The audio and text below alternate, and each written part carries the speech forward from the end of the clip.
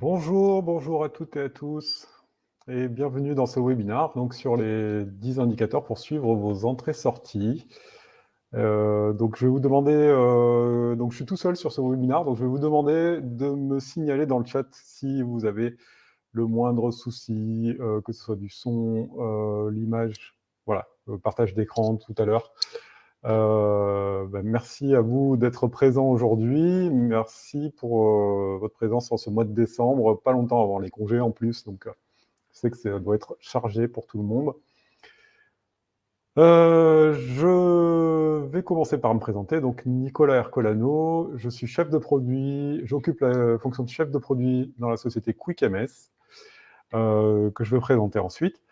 Et donc je vais vous donner un petit peu les règles de ce webinaire. Donc pour ceux qui sont habitués, vous savez déjà, vous pouvez poser vos questions, donc vous pouvez réagir dans le chat de manière générale, donc si je vous sollicite pour des questions que je risque de vous poser pendant le webinaire, vous pouvez réagir dans le chat. Vous pouvez également remonter vos questions, donc je vous demanderai particulièrement aujourd'hui de remonter vos questions, non pas dans l'onglet chat, mais bien dans l'onglet questions, comme ça elles sortiront du reste de la conversation, que j'essaierai de suivre aussi bien sûr, mais ça me permettra de répondre au fur et à mesure. Donc pendant la présentation, n'hésitez pas à les poser directement. Donc si je parle d'un indicateur et que vous avez une question dessus, vous posez la question dans l'onglet questions et je vous y réponds en direct. Voilà, et ensuite, au cours du webinaire, vous aurez aussi des sondages auxquels je vous demanderai de répondre au fur et à mesure. Voilà pour la petite introduction, ça a permis à tout le monde d'arriver, j'espère. On va pouvoir commencer le webinaire. Donc je vais partager mon écran.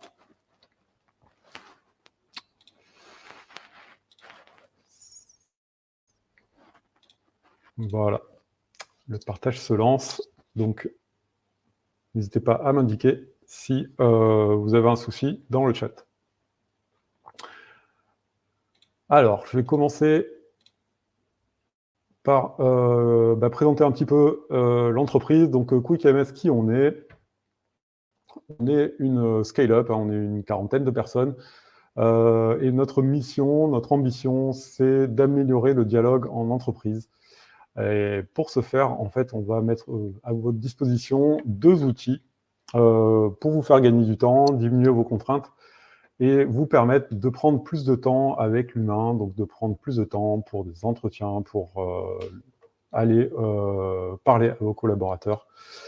Et donc ces 2 solutions, ça va être Graphique d'un côté et Crew de l'autre. Donc Graphique qui va être notre solution de reporting RH et Crew notre solution de people management.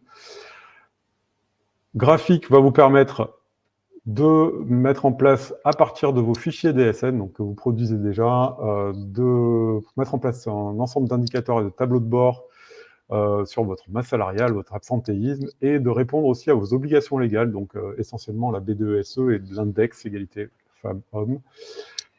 Voilà, donc tout ça à partir de vos DSN. Et Crew, ça va être une solution qui va vous permettre de piloter vos campagnes d'entretien, de traiter vos données et vos retours de ces entretiens, donc demande d'augmentation, demande de formation, d'engager vos collaborateurs, de faire des enquêtes. Voilà, donc vous avez tous ces volets-là qui sont traités dans l'outil Crew. Je ne vais pas vous prendre plus de temps là-dessus. Vous aurez de toute manière la présentation qui vous sera envoyée quelques jours après le webinaire, ainsi que le replay. Alors, on va attaquer le cœur du sujet, les 10 indicateurs de suivi pour vos entrées-sorties. Alors, avant de lancer le webinaire, je vais vous poser une petite question, un peu en forme d'icebreaker. Donc, l'idée, c'est est-ce que vous avez pensé à quitter votre entreprise dans les 12 derniers mois, donc dans l'année écoulée? C'est dans le sujet. Donc, c'est pas les sorties, c'est les potentielles sorties. Donc voilà, c'est un peu provocateur, mais je vous demande de répondre. Donc d'habitude, je fais ce... oui, les chutes. Alors, effectivement, on va garder ça entre nous, de toutes mes... Et Voilà. Moi, d'habitude, je fais aussi ce petit truc, et j'en parle alors que je fais souvent ce webinaire avec mon chef. Donc, c'est toujours un peu particulier. Mais pour l'instant, j'ai pas de problème à lui dire que non. Ça n'a pas été le cas du tout. Il y a même Samira qui le quitte. C'est même pas qu'elle y pense, c'est qu'elle le fait. Bon, très bien. Bon, bah, c'est un vrai sujet, hein. Je dis effectivement, il y a des personnes pour lesquelles qui se sentent bien dans leur entreprise, c'est quand même une bonne chose. Après, il y a plein de facteurs qui peuvent faire qu'on songe à quitter l'entreprise, que ce soit un projet ou vraiment l'envie d'aller ailleurs. On va parler beaucoup de sorties aujourd'hui, on va parler aussi d'embauche, mais beaucoup de sorties au travers de ces indicateurs. Merci pour vos réponses. Alors, première problématique, ça va être les périodes d'essai. On va regarder ça de près et on vous propose pour suivre ces périodes d'essai un indicateur qui s'appelle taux d'échec de période d'essai. Donc ici, on l'analyse par société. Et en fait, donc l'indicateur qui est ici va vous présenter d'une part le nombre de ruptures de période d'essai, d'autre part le nombre d'embauches. On va mettre les deux en parallèle. Donc ça, c'est les histogrammes. Et la courbe, donc c'est un indicateur dû à l'axe qui vous présente une courbe aussi. Donc la courbe, elle, va vous présenter le ratio. Voilà. Donc ça va vous permettre de suivre vos taux de rupture, taux d'échec de période d'essai, avec cette formule-là. Donc nombre de salariés avec une fin de période d'essai sur nombre de salariés embauchés sur la période. Alors, ça va répondre, en fait, ce qu'il va falloir surveiller, c'est dans quelle tranche se situe ce taux-là. En fait, si vous avez trop de rupture de période d'essai, c'est probablement le signe que vous avez un problème au niveau du recrutement, au niveau de la qualification des profils.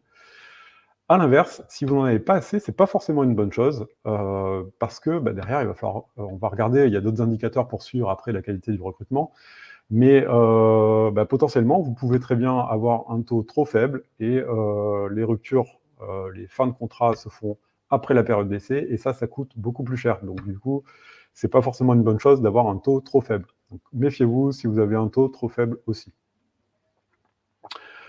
Alors, puisqu'on parle de ce taux d'échec, je vais vous demander de répondre au premier sondage que je vais publier. Voilà.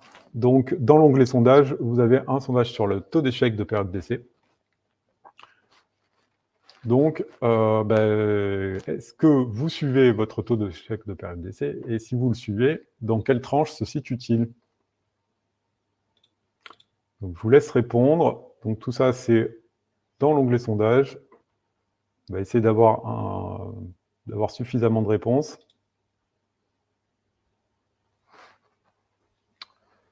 Pour l'instant, que 3 réponses. Allez, hein. Je vous demande un peu plus de participation, comme ça. On voit s'il y a des tendances qui se dégagent. Pour l'instant, 6 réponses. OK. Alors, la moitié des répondants ne le suivent pas. Je peux comprendre, hein, c'est pas... Après, ça dépend beaucoup aussi de la situation de l'entreprise. Si on a peu de recrutement, forcément, ça sera plus simple à suivre. On n'a pas forcément besoin d'un indicateur. Oui, donc un peu plus de la moitié qui ne le suivent pas. Et après, on est entre 0 et 5%, donc relativement faible. Entre 5 et 10%, là aussi, c'est encore assez faible. Plus de 30%, en revanche, c'est assez élevé. Et donc, on peut avoir... déjà commencer à se poser la question, est-ce que finalement, on n'a pas un petit souci en termes de qualification de profil? Bon. Pour autant, c'est pas forcément... Ne vous alarmez pas, hein, parce que vous voyez que là, on a une stat nationale, donc sur un échantillon de 38 000 embauches sur 2021, on a un taux d'échec qui est de 18% au niveau national. Donc c'est pas, ne vous alarmez pas forcément d'un taux d'échec à 20%, vous êtes dans la norme. Un peu plus, il faut peut-être se poser des questions. Après, il peut y avoir, voilà, c'est quand même intéressant à suivre et de faire ce suivi de manière trimestrielle ou semestrielle. Pas de faire au moins le mois, ça n'a pas trop d'intérêt. Il faut qu'il y ait suffisamment d'embauches pour que l'analyse soit intéressante. Ok, on passe au deuxième indicateur. Merci pour vos réponses également. On va passer au deuxième indicateur. Là, on va parler de saisonnalité et de charge de travail. Bon, tous les RH qui sont là savent que les entrées et les sorties, ça représente une charge de travail supplémentaire pour les RH, donc soit pour la cellule de recrutement, soit pour les RH qui s'occupent des sorties, des fins de contrat. Il y a une charge administrative importante aussi dans les deux cas. Ces entrées-sorties, en fait, ça sera toujours intéressant de vérifier s'il n'y a pas une saisonnalité. Et pourquoi c'est intéressant? Parce que justement, ça va vous permettre aussi d'anticiper votre charge de travail et donc de décaler d'éventuels projets à des périodes moins chargées, plutôt que de les voir arriver au moment où vous allez devoir gérer un surplus de travail administratif.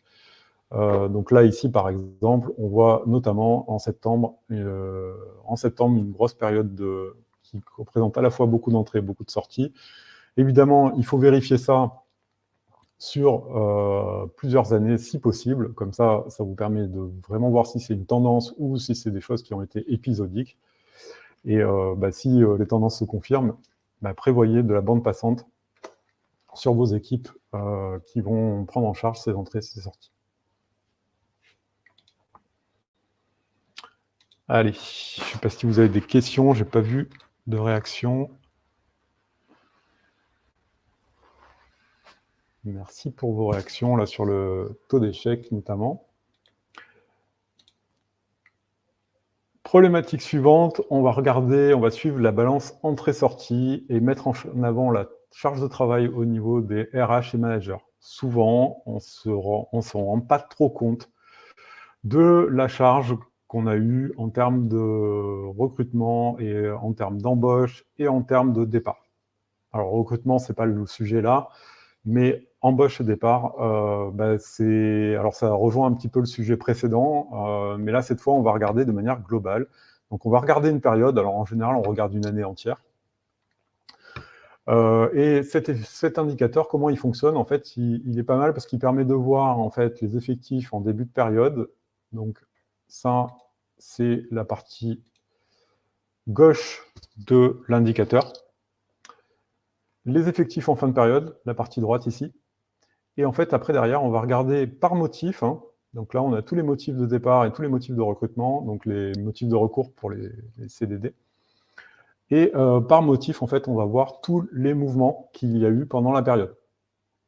Et en fait, là, si on regarde que le point de départ, point d'arrivée, on se dit, là, ici, j'ai finalement 9 personnes, 9 postes en plus, 9 personnes en plus entre le point de départ et le point d'arrivée, donc c'est pas forcément un gros volume quand on considère une entreprise qui comporte plus de 400 salariés. Alors qu'en fait, quand on regarde les mouvements, on se rend compte que on a eu énormément de départs, énormément d'arrivées. On a finalement, rien que sur ces périodes-là, ici, 10% de départ sur 10% d'arrivée ici rien que sur un mois, sur un motif, pardon. Donc, que ce soit des CDD, des CDI, on a beaucoup de mouvements ici.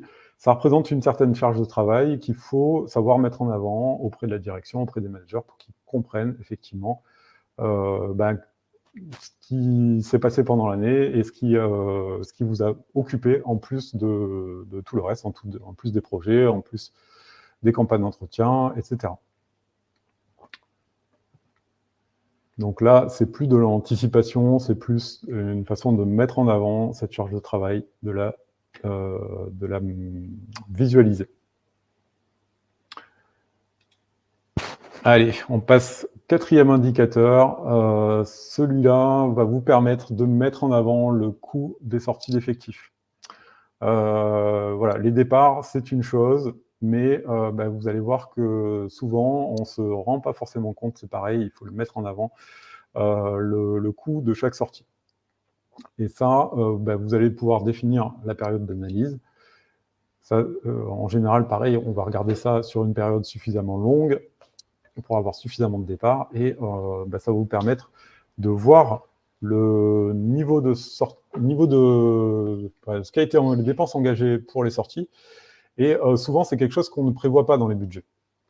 Donc, il faut vraiment le mettre en avant et on ne l'a pas prévu dans le budget, très bien, mais peut-être que ça vaut le coup de regarder sur les années précédentes ce qui s'est passé pour l'anticiper aussi. Voilà, donc ici, la formule est simple, hein, on somme l'ensemble des indemnités de sortie versées sur la période, et ensuite, on regarde ça, on analyse ça par motif, pour voir où sont les plus grosses dépenses. Donc là, par exemple, ici, c'est les ruptures conventionnelles, finalement, qui ont coûté le plus cher. Alors évidemment, il faut ramener ça derrière, on va vous présenter des indicateurs qui vont vous permettre de juger du nombre de ruptures conventionnelles aussi.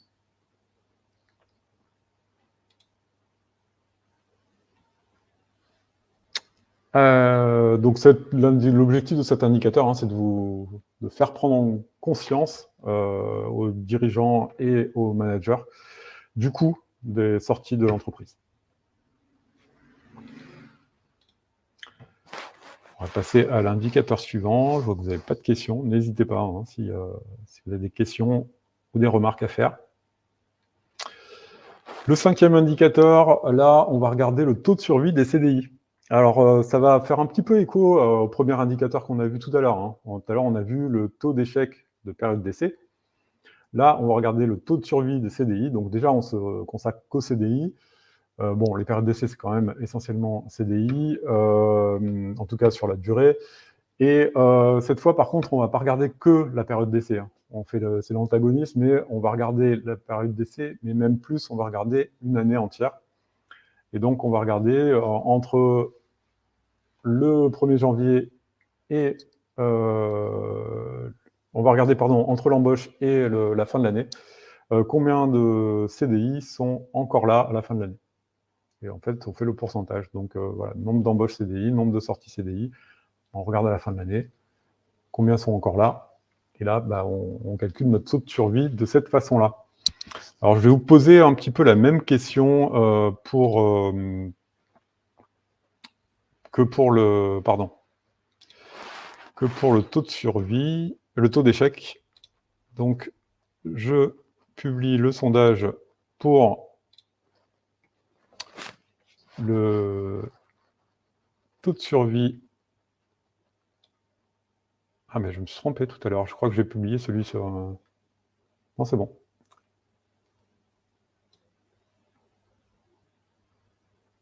Taux de survie, ça y est, c'est bon. C'est bien le bon sondage. Donc, est-ce que vous suivez, oui ou non, votre taux de survie? Et si vous le suivez, de combien est-il?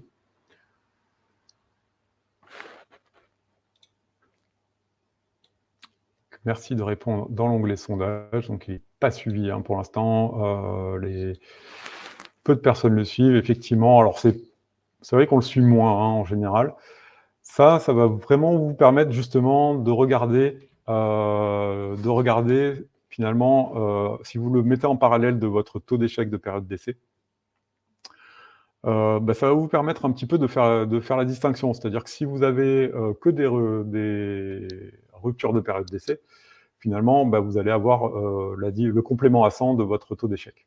Donc, si vous avez 8%, par exemple, dans l'exemple qui est à l'écran, si vous avez 8% de taux d'échec de période d'essai, et que vous avez 92% de taux de CDI, taux de survie CDI, bon, ok, très bien.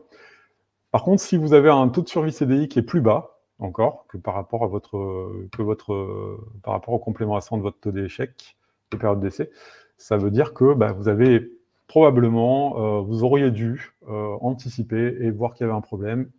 Et là, ça veut dire que normalement, il faut sensibiliser du coup vos managers à la période d'essai, à bien tout vérifier pendant la période d'essai, faire en sorte, la période d'essai en plus, on a une période d'essai chez les cadres qui peut aller jusqu'à 4 mois renouvelable, donc prendre tout ce temps-là pour faire en sorte de bien onboarder le salarié et de bien vérifier que tout se passe bien, pour anticiper et pour ne pas se retrouver dans la situation où finalement on va rompre le contrat peu de temps après la fin de période d'essai. Voilà, donc là, oui, on a un taux de survie inférieur à 60%, donc là, ça veut dire qu'on a sur 10 salariés qui ont été embauchés en CDI, on en a 4 qui sont partis avant la fin de l'année, donc c'est quand même assez fort. Alors là, je ne sais pas si on a une stat. Oui, on a une stat, alors c'est assez fort, mais on voit qu'on a un taux global qui est à 69% de taux de survie d'un CDI, donc pareil, sur 38 000 embauches analysées. Donc finalement, on n'est pas très loin de la moyenne, hein. Donc quand on est à 60%. En revanche, je vois qu'il y a une réponse à entre 90 et 95%, là, c'est très élevé. Ça veut dire qu'effectivement, là, les onboardings sont plutôt bien réussis, les personnes se sentent bien, en tout cas au début, pendant la première année. Et a priori, ça comprend les ruptures de période d'essai, donc voilà. Allez, on va parler du taux de turnover. Alors ça, c'est un taux, on n'a pas fait de sondage sur celui-là. C'est un taux qui est beaucoup suivi dans les entreprises en général, mais finalement, c'est un faux ami. Il va vraiment falloir faire attention à l'emploi de cet indicateur. Pourquoi? Parce que finalement, il est suivi dans beaucoup d'entreprises, mais il n'a pas forcément beaucoup d'intérêt dans les entreprises qui ont une politique d'embauche, donc notamment les entreprises qui sont en forte croissance, donc qui ont une politique d'embauche très soutenue, et inversement, les entreprises qui ont des politiques de départ, parce que pour celles-là, finalement, vous allez avoir un taux de turnover qui risque d'être assez élevé, puisqu'il prend en compte les entrées et les sorties, mais qui ne signifie pas grand-chose, puisque finalement, c'est quelque chose qui est voulu. Le taux de turnover, ça va surtout être utile pour les entreprises qui sont dans une situation dans laquelle les effectifs sont censés peu évoluer, et ça va vous permettre de mesurer la fréquence à laquelle vos effectifs se renouvellent, voilà, complètement. Donc, si vous avez un taux de turnover de 5%, ça veut dire que votre effectif est complètement renouvelé tous les 20 ans. Et 10%, c'est tous les 10 ans. Voilà, donc ça, c'est en fait l'objectif du taux de turnover, c'est de mesurer ce taux de renouvellement, en fait. C'est la traduction en français de turnover, c'est le renouvellement des effectifs. La formule, du coup, on prend le nombre d'entrées plus le nombre de sorties sur la période qu'on divise par 2. Le tout divisé par les effectifs en début de période. Voilà, donc là, l'indicateur tel qu'il est présenté à l'écran, donc on présente les éléments du calcul, donc le nombre d'entrées, le nombre de sorties et les effectifs début de période, et le résultat, le ratio de turnover. Voilà, donc je ne sais pas si vous le suivez, vous. Alors cette fois, comme je vous l'ai dit, il n'y a pas de sondage, mais dites-moi dans le chat si vous suivez ce taux de turnover, si vous permet de vraiment, enfin si vous êtes plutôt dans une situation d'une entreprise stable et si vous le suivez. Alors faites attention avec cet indicateur également, c'est différent du taux de fuite ou du taux de sortie. C'est encore autre chose. Des fois, il y a une confusion qui se fait. Taux de turnover, on regarde uniquement le nombre de sorties, mais ça n'est pas à ce moment-là un nombre de taux de turnover. Enfin, ce n'est pas un taux de turnover, pardon. Ça ne veut pas dire que ce n'est pas intéressant à suivre, mais ce n'est pas le même usage. Donc là, je vois les réactions. Oui, mais c'est catastrophique comme le reste. Ah, bon, c'est pas très positif. Ça peut arriver, évidemment, quand on a un taux de turnover élevé. Après, un taux de turnover élevé, c'est des effectifs qui se renouvellent très régulièrement, beaucoup de sorties, beaucoup d'entrées, donc ça fait beaucoup de charges de travail, que ce soit pour les RH ou pour les managers. C'est le principal impact, et donc on forme beaucoup de gens qui finalement risquent de ne pas rester. Gaël dit, entreprise jeune où les équipes ne sont pas encore stabilisées, effectivement, là, dans ce cas-là, ça n'a pas trop d'intérêt de le suivre, puisque finalement, on est sur des embauches, mais c'est voulu et assumé. C'est pas subi. Allez, on va regarder justement, je parlais du taux de fuite ou du taux de sortie, le voilà. Le taux de fuite ou le taux de sortie, nous, ce qu'on vous propose ici, c'est de le regarder par ancienneté, en fait. Alors, pourquoi on va le regarder par ancienneté? Parce que finalement, c'est assez naturel d'avoir un taux de sortie élevé sur les tranches d'ancienneté assez faibles. Alors pourquoi? Parce qu'on a plus de chances de quitter l'entreprise dans le tout début du contrat. Pourquoi? Parce que y a la période d'essai déjà. Rien que la période d'essai est incluse là-dedans, donc dans ce taux de sortie, sur les tranches d'ancienneté de moins d'1 an. C'est la période en fait où on va découvrir l'entreprise et où on va décider si on s'y sent bien, si on s'entend bien avec son manager, si les choses se passent bien, ou à l'inverse, si finalement les choses qu'on n'a pas pu voir lors de les phases de recrutement font que on se voit plutôt travailler ailleurs et on ne va pas rester. Voilà, donc c'est naturel d'avoir un taux de sortie assez élevé dans les tranches d'ancienneté assez basses. C'est naturel aussi d'en avoir un taux de sortie assez élevé dans les tranches assez hautes, tout simplement parce qu'il y a les départs à la retraite. Voilà.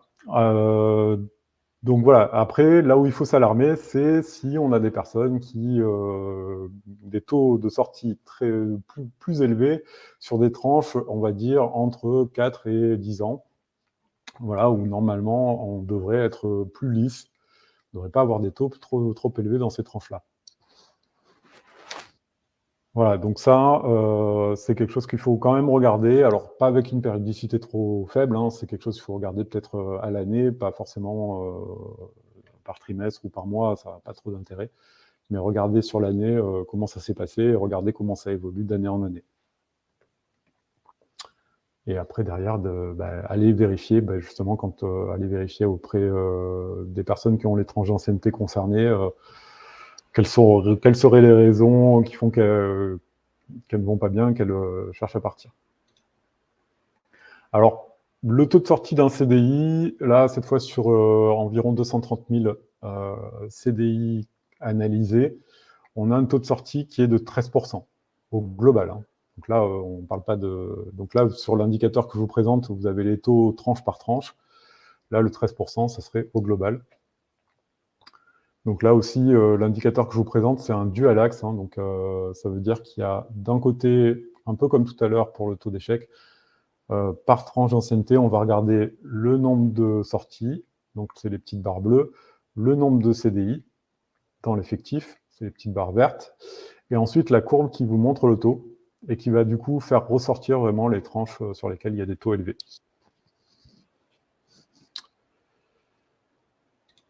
Alors, juste pour information aussi, on parlait de tranches d'ancienneté. L'ancienneté moyenne des CDI en France, c'est, donc ça c'est une stat nationale, c'est autour de 8 ans environ. Donc pour vous donner une idée justement sur les tranches d'ancienneté. Allez, problématique suivante. Comment suivre une politique de CDD? Donc là, on va vous présenter plusieurs indicateurs. Donc déjà, la première chose qu'on va pouvoir regarder au niveau des CDD, ce sont les motifs d'embauche. Donc regardez bien la répartition des embauches par type de contrat. Voilà, donc on peut avoir de l'accroissement, du remplacement, et bien sûr tout ce qui est formation professionnelle, formation pro, apprentissage, qui peut rentrer dans ces motifs-là. Donc déjà, c'est un premier axe d'analyse. Pourquoi on analyse ça? Parce que les CDD, de manière générale, ça coûte cher. Donc c'est intéressant de savoir pourquoi on a eu recours à des CDD. Donc alors là, le motif, on devrait l'enlever, mais il y a le motif CDI, donc sans motif. Donc ça, c'est à part, ça ne sert pas vraiment à votre analyse. Donc normalement, si vous faites bien votre indicateur, vous l'enlevez. Et les autres embauches vous permettront effectivement de voir quels sont les motifs de recours. Évidemment, la formation, c'est un peu particulier. Les contrats d'apprentissage et de formation pro. Et après, les autres motifs, il va falloir regarder ça de plus près. Et pour vous aider en fait aussi à analyser, en fait, ce qui est intéressant, c'est de regarder la répartition de votre force de travail en type de contrat. Et pour ça, le meilleur calcul, c'est le TP calendaire, ici, qui vous permet de mesurer votre force de travail. Donc là, c'est période par période. Alors, pourquoi on fait période par période? Ce qui est intéressant, ça va être de regarder si finalement les CDD, ici en vert, sont stables. Donc là, on a fait la distinction entre les CDD et certains types de CDD qui sont les contrats d'apprentissage et contrats pro, qui sont aussi des CDD, mais là on a mis les CDD, on va dire accroissement, remplacement et autres, et saisonniers d'un côté, et on a isolé les formations pro de l'autre qui ont un objectif évidemment différent. Et là, l'idée, justement, c'est que comme ça coûte cher, les CDD, si on a finalement un volume de CDD qui est stable ou qui est croissant, va falloir peut-être se poser la question de est-ce qu'on ne peut pas pérenniser certains des emplois. Alors évidemment, ça va dépendre des compétences, des postes utilisés. Hein. Là, c'est un volume brut, il va falloir regarder après, derrière, analyser dans le détail. Mais au moins, si ce volume est constant, ça vous permet quand même d'aller regarder ça. Vous pouvez regarder ça sur une période supérieure à 1 an d'ailleurs. Ça permet aussi de voir la tendance de fond.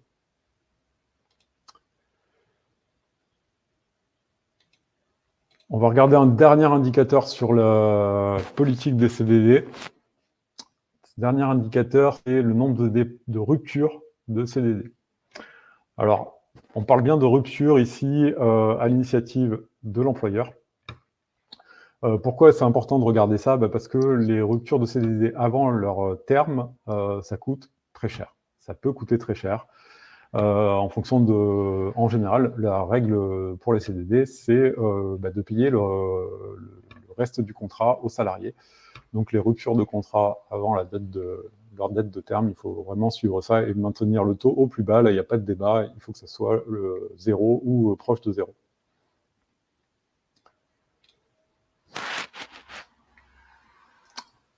Ensuite, problématique suivante, on va regarder les ruptures conventionnelles. Là aussi, ça a un coût. Les ruptures conventionnelles ont un coût. Et il peut y avoir dans certaines entités, chez certains managers, une tendance à se reposer sur la rupture conventionnelle entre guillemets par facilité, ou à accéder facilement à des demandes de rupture conventionnelle. Voilà, donc là, l'idée, c'est qu'on puisse regarder en détail, accepter une demande de rupture conventionnelle alors que le salarié souhaite partir de toute manière, il peut démissionner. En fonction du contexte, il faut quand même vérifier que les ruptures conventionnelles sont justifiées et vérifier le volume. Donc là, ce diagramme-là vous permet de regarder la répartition de vos sorties et de regarder cette répartition et son évolution dans le temps. Voilà, donc là, vous avez tous les motifs de sortie avec l'évolution dans le temps. Ça vous permet de suivre, même là, pour le coup, avec un suivi plus fin. Hein. Vous n'êtes pas obligé de... Enfin, c'est pas quelque chose qu'on va regarder forcément sur toute l'année. On va pouvoir le regarder de manière plus régulière.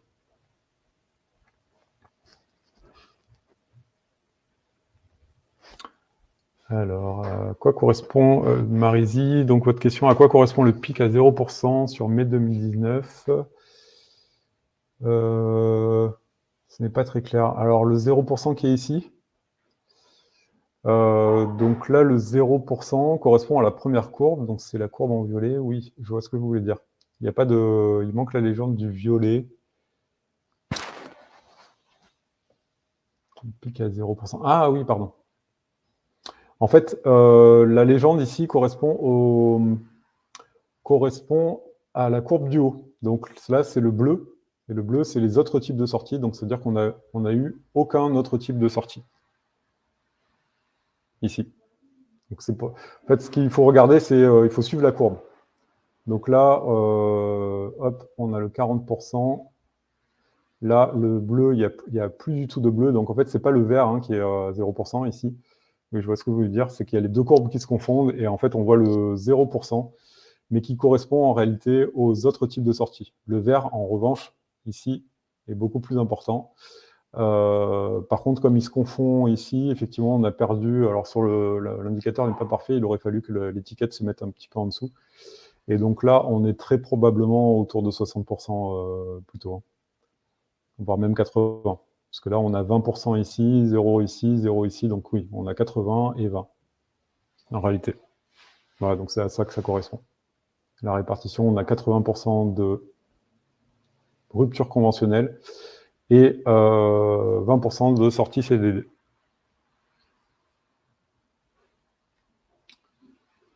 Voilà, j'espère que ça répond à la question.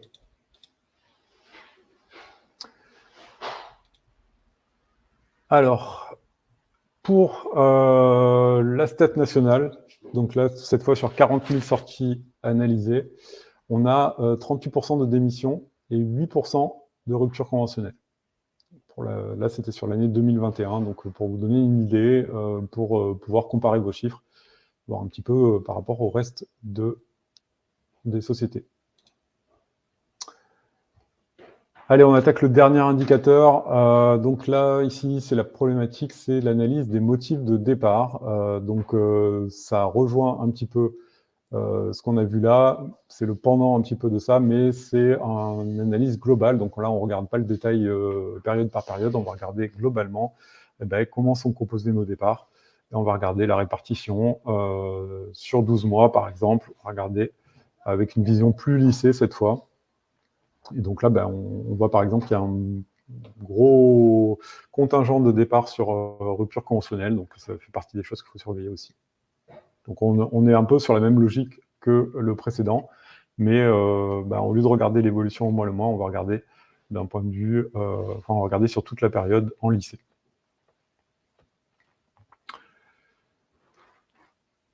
Ok, on termine ce webinaire. Donc, on a vu les 10 indicateurs qu'on vous propose pour suivre vos entrées-sorties. J'espère que ça vous aura plu. Alors, je vois que vous êtes effectivement... Donc, merci pour avoir suivi ce webinaire. Je vous propose ensuite, si ça vous intéresse, de vous manifester dans le chat si une démo de notre outil graphique vous intéresse. Donc, s'il y a des personnes qui se manifestent dans le chat, je vous propose de vous faire une démo suite à cette présentation, là, tout de suite. Donc, vous restez. Les autres personnes, celles qui ne sont pas intéressées, je vous dis au revoir et je vous souhaite de bonnes fêtes de fin d'année. Voilà, donc j'attends pour ceux qui sont intéressés que vous signalez dans le chat.